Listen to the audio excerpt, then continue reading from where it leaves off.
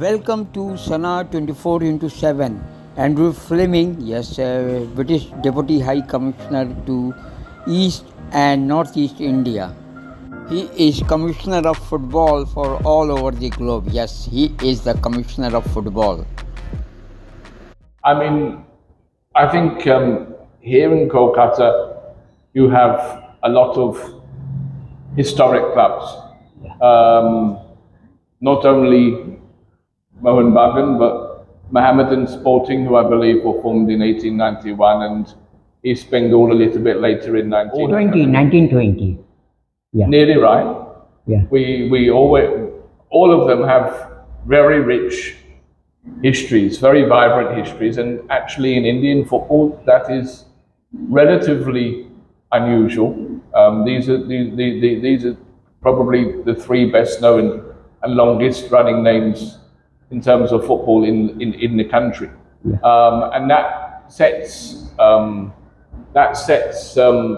Kolkata apart from other parts of India, Sure. I feel.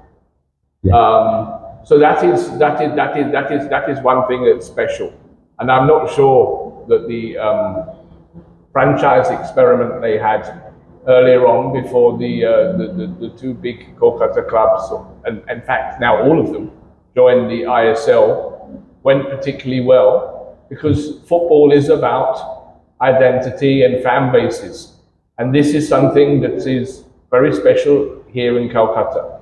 I've lived in other parts of India and I've watched football in other parts of India, but the feeling is different, the passion is different. A lot of the clubs have relatively short histories, and therefore they don't have those generations of families coming to watch and grandchildren going with the grandparents and fathers passing on to their sons. All of this is very, very important in football. And you know, this is the field which Mohun Bagan won in 1911. Yes, The first team first time, Yeah. very important part of history. Yeah.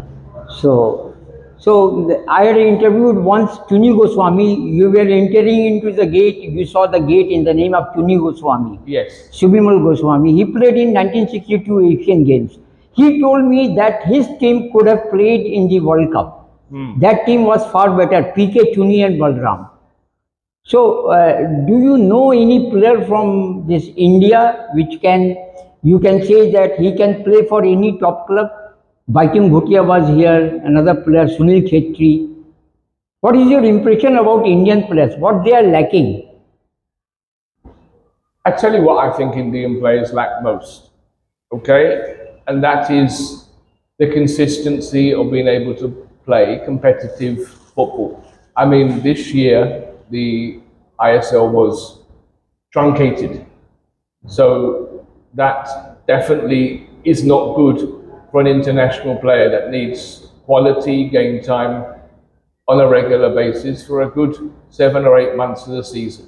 If you look at the most successful countries, Spain, France, England, for example, and equally clubs in South America, they have leagues that are playing for 8 or 9 months of the year, somewhere between 30 and 40 games, Yeah. plus cup matches, international, European or South American competitions, which adds another 5 or 10 matches perhaps for the best clubs.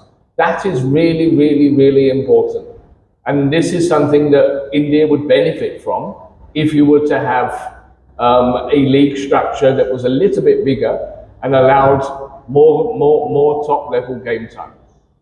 So, do you think that India should allow players of Indian origin? Likewise, in this World Cup, 4 players of Indian origin are playing from New Zealand and Vikas Dharasu, you know, from France. He was from Indian origin. So, do you think that India should scout for more players from outside India? Do I think, sorry? Yeah, India should take more players from other countries of Indian origin.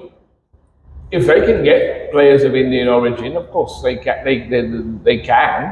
That is it. I thought you mentioned they have more foreign players, I think they have a cap of 3 on the field at any time in the ISL, and I think that's probably about right. But I mean, you need to protect your home players, and if you have Indian origin players, you're eating into your cap. So I think it becomes complicated.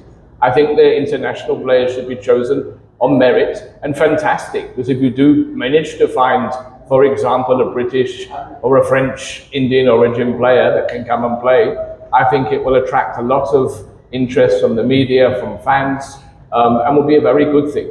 But the thing is that there's so much talent in India that hasn't been nurtured and hasn't been developed, particularly in regions like Northeast, I think Goa and Kerala.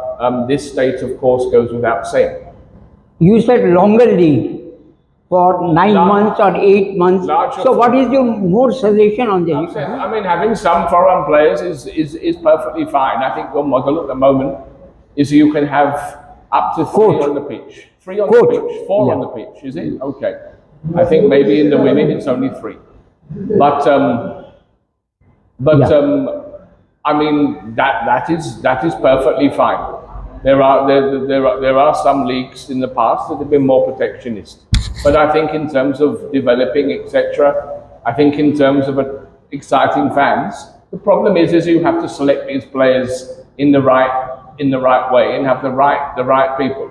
You know, a lot of players that might choose to come to play in India may have decided to do that because they've reached the peak of their career and they're doing it at a later stage. Not all. There are some players who are quite young who've been chosen to come. Mohammedan Sporting last season, I remember.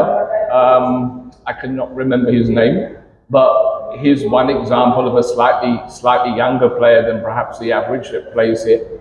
And I think that you know, they have something to add, but it can't just be I want to go and play because I can. They need to have other qualities, and that's something that probably any club that's looking and recruiting needs to also think about. What's the value add that they can bring beyond just what they do on the field.